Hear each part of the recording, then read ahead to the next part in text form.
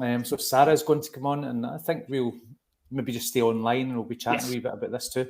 Hi Sarah, how you doing? Hi there. Oh, and there's Debbie as well. And Debbie's coming on to chat too. So actually, I've had a wee sneak peek of some of this, some of the things you're going to be talking about, because at we hosted the kind of the networking event that STACS organised down in St Aloysius in my school. And Sara had recorded a video and had lots and lots of good tips and shared lots of her experience about how she's working to close the gender gap. So she's from St Ninian's in East Renfrewshire, over Giffnock, wouldn't it be? St Ninian's Giffnock? Yes, that's right. Yeah. So we're really pleased that you're here, and we're going to ask a couple of questions and get you going. Have you got a slideshow as well, Sara? I don't have a slideshow to hand, no, but we can get it. Okay. That's okay. No. It's fine. Be brave. So maybe you could just start off just giving a bit of the context of your school, the department, the size of the school, number. Well, like I say, I'm Sara Jenkins. I'm a computing teacher at St Ninian's High School in Giffnock. And I am one of 7 computing teachers. So we have a rather large department. We have 1,800 pupils, approximately 1,800 pupils. So we are very successful in computing, but like most departments over Scotland, we do not have the proportion of girls that we have of boys. And it's something I have been really interested in since I've started teaching. I've been very interested in why, when we have such good girl candidates in computing, we don't have more of them. So when I started at St Ninian's, and I started in 2019, it was one of my things that I wanted to take forward. Obviously, COVID came along, and I wasn't able to sort of pick that up till we went back to school. A couple of things that are quite relevant in St Ninian's. One of the things is we get first year pupils, and we get them on rotational basis. So we have half of the year for half of the groups for half the year, and then we rotate to the other half a group. But what is more notable is that at the end of first year, pupils are asked to make subject choices. So we are sort of working against the clock, basically, to try and attract all pupils into computing and obviously compete against other subjects. But particularly, we would have to really act very fast if we wanted to get girls into computing. So that was one of the things that we had to think about when we were looking at how we address the gender gap. Okay. Yeah, I've been in the rotation bit as well, and depending on when your choices are, you either win or you lose. Yes, you do. How do you find to get them interested in the topic, particularly maybe at the latter end of the year, maybe? Well, at the latter end of the year, actually, I found that a bit easier. But what we decided to do was, when we started our club, we got in touch with Tony Scullion, who is absolutely brilliant. If anybody doesn't know Tony, it's worth getting to know Tony. She is the founder of dressCode, and I found the website by accident and got in touch, and she there was nothing that she couldn't help me with or put me in the right direction. And once we had set up a very small coding club for girls, what we decided to do was we decided to target the primary 7 information evening. And by targeting the primary 7 information evening, we were able to sort of get involved with the girls at the primary level, knowing that when they came up to the secondary, they would only have 1 year of computing science before they would make their subject options.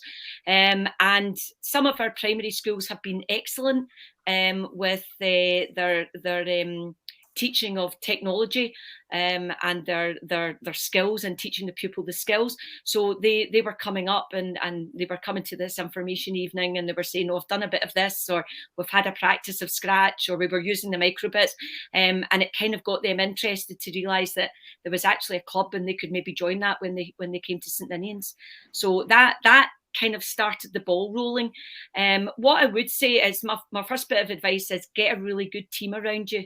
So I'm very well supported in the department. I am the only female in a department of males, but they are all extremely supportive and extremely supportive of the girls that are in computing. And also I've got a very good PT who is extremely supportive also. And also, as I've mentioned, Tony, who is always on hand to ask questions and bounce ideas off. And that has been instrumental in getting the club up and running. I'm on the flip side of that. I'm the only male teacher in my department. Well, there's no problem with male teachers. You know, I'm the same in the middle of the rooms. I really am as well. Well, you talk to a lot of our pupils. In fact, we had a former pupil in today, and she's a software engineer, and she couldn't wait to meet the PT who was her teacher, and very instrumental, a man who obviously helped her on her career. So it's not purely about female teachers taking forward these things. It's about the males in departments as well that can promote this and basically support female pupils and support them on their path. Out of curiosity, who were you in a rotation with? Because we were in a rotation with drama once. We found that was a bit, that's like chalk and cheese. But I guess if it was a close subject, it might be a bit more of a tough choice. Yeah, well, actually, it seems as if the rotation-wise, we seem to be competing against design and technology, and we have a lot of pupils are between the two, and there are lots of sort of things which are very sort of crossover, particularly when they're looking at graphics and animations and things like that. However, the other rotations seem to be the sort of creative art and home economics and that sort of thing. And it's difficult as a teacher when you're only seeing one group and then you don't see them after Christmas. And it's trying to keep that going, particularly, for all pupils to keep it going and remind them that, computing science was something they did and they enjoyed, but also to get the girls to continue to commit to coming to club and to obviously think about taking it as a career choice or an option choice. So I think your senior pupils as well, maybe, would that be S4, 5, 6? They've been a big part of your team. Correct. My second bit of advice to you, and actually this is my secret weapon, is that I was fortunate enough, we have really amazing senior pupils in the school, and we started out with a sort of third year group who we termed as seniors, who were very, very happy to come in, all taking computing, all happy to come in and kind of help with the first years, help them with any of the software we were using, help them with filing or anything like that. However, they have progressed. They are now going into fifth year. And I mean, I can't run the club without them. During the SQA time, it was a bit easy, because it was me and maybe up to 40 pupils. And we've been in 2 classrooms at one point, and we've had laptops out and all sorts. The senior pupils have been totally amazing. They get a lot out of it, and actually a lot of them are thinking of a career in computing, and they get a lot out of it. It becomes a social thing for them. They develop excellent relationships with the younger pupils. Their social skills, they improve their social skills in terms of being able to tutor and explain things to them. And I mean, there's lots of things that they'll tell them that, I mean, I just forget or can't remember. And they'll say, oh, this is a quicker way of doing it, or why don't you try this? And they have been absolutely brilliant. We have subsequently taken them, dressCode have had a couple of hackathons, and they have been the mentors at hackathons, and it's been a fabulous opportunity for them. And you've got to see particularly what it's like, for example, in companies that maybe take graduate apprenticeships and see what life is like for them once they leave school. So they have been really instrumental. And as I say, there is a lot of nonsense at the club. So they run the music, they choose the music types. We've got lots of chocolate, okay, which is another plus point. But it is a very safe environment for all the girls. They socially, it's a great social place for them. They're very keen to have it at lunchtime, and I have asked them would they like it at the end of the day that would give me longer or give them longer, but no, it's very much a lunchtime hobby for them, or a lunchtime club, and they enjoy coming and getting their lunch and going along and doing a bit of coding, speaking to the senior pupils, and just generally relaxing. So yeah, it's a great atmosphere. Sara, I'm going to be embarrassed when I tell this wee story, right? So Tony was my colleague at St Kent's, and I didn't have to have anything to do with dress code. And now that she's abandoned me, and she's done a runner, yep. I'm now going to have to do dress code. So can you just just tell me how does it work? What goes on in the dress code? So right. Like the kids, you said that they have lunch. You've said that there's seniors there. You know, like, so what is it that actually happens? Do the seniors make the tasks? What goes on, please? Well, it's all about knowing your pupils, okay? So I've spent a bit of time. I teach some of the pupils. I have taught some of the pupils. There are some pupils coming to me I don't know. There are friends of friends coming. And it's all about getting to know the pupils and getting to know what they like. We have I would say two camps. We've got the camp where we've got pupils that come in, they maybe code at home. They're quite passionate about coding. They do lots of things in class, and they want to take that on further. And that's something that, if they want to have their own dress code journey, as I could call it, then that's what I allow them to do. Equally, we've got other girls that come in and they just want to maybe learn something new. They want to learn, they've said maybe they want to learn how to create a website, or they want to learn the third year girls, the second into third year, they were doing a little bit of Python, and they were quite interested in that. Sometimes I arrange materials for them and get something prepared that they can do in the lunchtime just to get them started. And other times it might be that there's seniors that can maybe help them to get started on something. One of our second into third years had decided that she would like to teach them Python. She had been doing a sort of self-course in Python, and we've had that over the SQA exams, that she's been taking our third years for a little bit of Python programming, and they've really enjoyed that. Some have asked, can they take that on more? Some have asked, can they maybe move and do something else? So really, we have a lot of things going on in the club, and it's quite fluid, and it's never always the same every week. Sometimes we base it around a theme. So for example, if it's coming up to Christmas or winter, I might say, well, girls would maybe consider maybe something to do with programming or code that's around that. Quite often there's a dress code competition. So at this moment in time, there's a summer dress code competition, and a lot of the girls are working towards that. That's something that they want to do as well. So yeah, it really depends on maybe what time of year it is, what the girls are into, what they feel is, maybe something that they would like to get involved in. We've been involved in cyber challenges as well. I mean, I know Darren's just been on, and that's something else that they were very interested in. So really, I let them guide us. But sometimes there is, I do have sort of little sort of mini lessons, if you want to call it that, that anybody that doesn't really know what they're doing, we can have a wee look at them and get them started. What do you think they like the best in it? Do they like the lessons with older pupils? Do they like the competitions, the chat?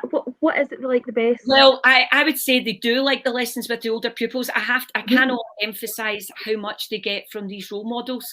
And I've seen it in the hackathons as well, that, whilst there's adults or older people there, they get so much more out of the sort of senior pupils, the pupils that are sort of they can relate to. However, we do have quite a few very competitive students, will I say. They really like the competitions very much, So the minute I say there's a competition, it's yay, So so yeah, they do like that. But as I say, it really depends on reading the room. And if you feel that this is not working for them, then change it up and do something else. Right. There's no harm in that. Okay, we only have half an hour for lunch. We only have 40 minutes for lunch, which is a very tight turnaround. And as I say, I did put out to the girls that did they want the 40 minutes for me is really quite tight.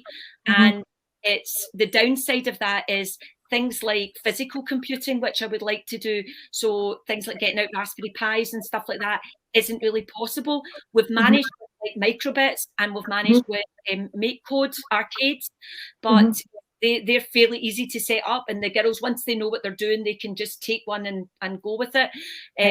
But it does actually reduce, you know, it makes it quite limited. However, as I tell them, they can be working on bigger projects and just come in every week and, you know, so it's really you know, it's dictated by them. It's dictated by them. I might be in touch. Okay. Shashi had a question that was an interesting one. He was asking if the girls applied any of their coding skills, the things they've been doing in your club, to any of the other subjects. Have you been seeing them kind of like, you know, making something in Scratch or whatever, like for a geography project or something? Oh, now that's interesting. No, some of them have actually, there's been a variety of projects, and some of them have been using, we used, one of the things I started off with is just to get them familiar to saving and doing all these things and making sure, because some of them were coming in and actually they hadn't got to the rotation of computing yet. So they hadn't been, you know, they didn't have experience of, for example, animation, or we used Pisco, so we got them to create little avatars and things. And some of them have been using them in other presentations in the school. But what we did notice was that in a lot of the computing classes, that their programming had certainly come on leaps and bounds from anybody who hadn't been in the club, because they'd been spending quite a lot of their time getting some help from the senior pupils and moving on with that. So, you know, some of the teachers in my department said, oh, I couldn't believe that this pupil had done this. And I said, yeah, I think they've had a lot of support from the mentors, and they've been sort of giving them new techniques and things to do. So yeah, I mean, it has helped them. And in terms of, I mean, they really have grown in confidence. I mean, we're now moving, that's them moved up a year now. And I spoke to them today. This was our final dress code, and they're all desperate to come back. They're all wanting to code. They're all wanting to code during the summer. They were asking me questions about how they get access to different things. So, I mean, it really does create a buzz, and it creates a buzz in the school. And as I say, it's been really fantastic. Oh, you stole my next question. I was going to ask, like, what's the reaction amongst the wider school, but you just stole the question from me. I think, well, it's a good question. One of my aims was to make sure that it kind of raised, you know, computing was raised its profile in the school. It already had a profile, but we kind of raised it with the girls, and we are a very talked about group. We have had people, now I will get this question about boys wanting to join, okay, and it is very much a girls' club, purely because it's an area where the girls feel comfortable. They feel they're able to ask questions. It's a social thing for them. We do run other clubs in the department, and you know, we do provide clubs for anybody at all, but this one is specifically for the girls. And I do say to the boys, and they do understand. They understand that, you know, it's you know, for use of a term, positive discrimination, that we're trying to sort of bridge a gap here. But the girls are, as I say, it's a comfortable place for them. And when you see them in action and they're all buzzing and all excited and all talking to different year groups and things, it's definitely a place where they're happy coming. And then numbers-wise, you're seeing that in option choices? Yes, we are now. At the moment, in terms of our S2 have gone over the 25%. This is my kind of line at the moment. We are doing very well in all areas in the school. However, I mean, obviously we're making small steps, but every step is making progress, and the numbers are gradually going up. We have a new head teacher, and our head teacher is a mathematician, so that was one of the first things he told me, that he had watched and marked the progress that we're going up as we go up the school. It's not going to be a resounding change. It's got to be something that we have to work at, and it's going to be something that we keep working on year in, year out, and just make it accessible for the girls, and make sure that they are aware that there is a future and a career for them in computing science. It's funny you mentioned that 25%, but that seems to be the bit that we kind of get to 1 year, then it dips down a bit, and then we get back up to that 25%. We've been quite consistent with that. We're trying to go over the other side, and as I say, we've noticed that we've just got over that with the second years, so therefore we're hoping that will continue to progress through the school. I thought I'd hit 50-50 this year, and one of the girls left. I was in my advanced higher. I was raging. I know, it's always the really good ones that come up. I had one came up and apologised to me, said sorry, but I need to take so and so for me, so I need to go. She was heartbroken, which is, I must be doing something right. So see the kids, what we do need to sell the dress code sometimes, which is it's not right.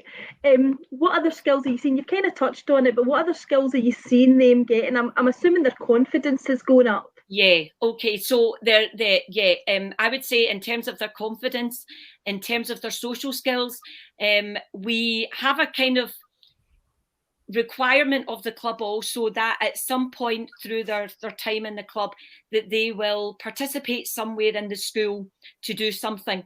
So it could be that they do a competition. It might be that they get involved with parents' evenings. So we had a primary 7 information evening, which we had some of the girls there who were describing, explaining, demonstrating to both parents and primary 7 pupils what we do. Obviously, we have our subject choice evening as well, and we had a number of our second years who had chosen it from the year before. They came along and demonstrated the skills that they have learned. And obviously, they're speaking to parents, they're describing things or explaining or demonstrating things to younger pupils. And it's really, it makes them come out their shell. They're actually quite proud. Tony had given us all T-shirts, so they all had a T-shirt. They all felt as if they belonged to something, and lots of the parents would come in and say, well, I've noticed on Twitter we've got this club, what does that involve? And they would explain it to them. So there are a lot of skills socially, in terms of, we have had a number of we call it pastoral support, might be pupil support, our guidance staff, who have put forward pupils who really enjoy computing but are maybe quite shy or maybe find it difficult at lunch times and break times, and they have come along to the club and they have fitted straight in, and they get involved. They might be quite quiet, but the fact that they're coming every week and they're part of something, that they like coding and they can do that while they're there, so that has also been an added bonus for dress code. And as I say, we accept any help at all. So a number of senior pupils also who are great, very good like debaters, but haven't actually taken computing at all, and they decided to come to dress code, and they are very vocal about how important computing is. They've been learning a wee bit while they've been there, and they help us to put together anything that involves like talking in front of audiences, or you can notice they didn't help me today, but talking in front of audiences or participating in front of parents and things like that. So there's quite a lot of skills that they are getting out of it. I'm hoping that the senior pupils this year will get a Young STEM award, and I'm wanting to put them forward for that. They have organised so many things and been involved with so many things that that's the sort of next logical step for that. And hopefully, as our first and second years start to move up, they will become the new mentors. It's funny, you've mentioned parents a lot.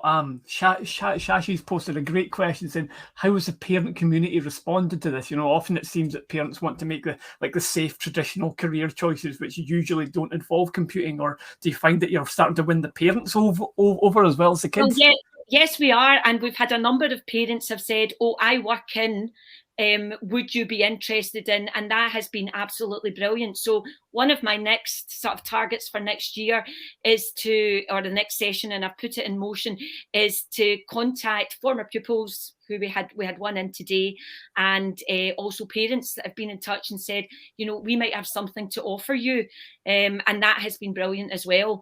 And it kind of it's a network with the school community, but I mean it's opening their eyes and making them aware that this is a possible career option for them also. So.